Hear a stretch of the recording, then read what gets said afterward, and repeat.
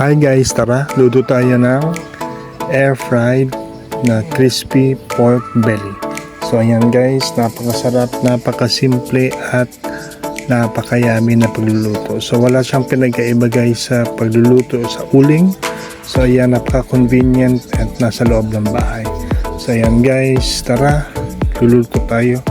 So ayan guys, yan yung ating preparation at napakasimple guys. So tara.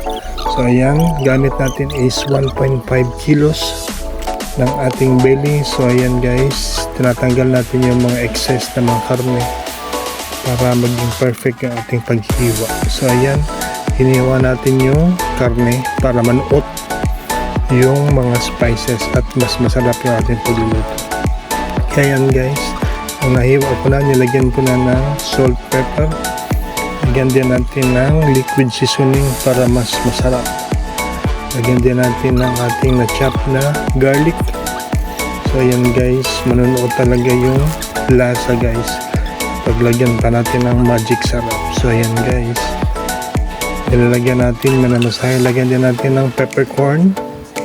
So ayan, lagyan din natin ng bay leaves. So ayan, imimix natin, imamasahe natin sa ating karne. So ayan guys, yung mga ibang sangkap, lagyan natin ng lemongrass, sibuyas dahon, tsaka chopped onions. So ayan guys, tinatali natin sa ating avocado para mas maging madali siyang maluto. So ayan guys, natapos din natin pagtatali. Maya maya ilalagay natin yan sa isang aluminum foil. So yan guys, para mas makita yung pagkulay niya, lagyan din natin ng toyo. So yan guys, nalagyan natin sa aluminum foil. Tapos lulutuin natin siya guys sa air fryer ng 30 minutes at 120 degrees. So yan guys, is pre-cook siya para mas masarap, mas maging yummy yung ating air fry. So yan guys, nang natapos ng ating 30 minutes, ayan na ang kinalabasan. So maya maya ibabalik natin yan sa ating air fryer, tapos papakuluan natin siya or i-air fry natin siya ng dagdag na 30 minutes. So ayun na guys, yan yung after 30 minutes, yan yung kinalabasan.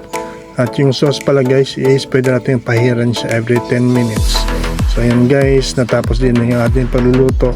Napaka crispy, napakasarap at napakayami na crispy pork belly na naluto sa air fry. So ayan guys, maraming salamat sa panonood.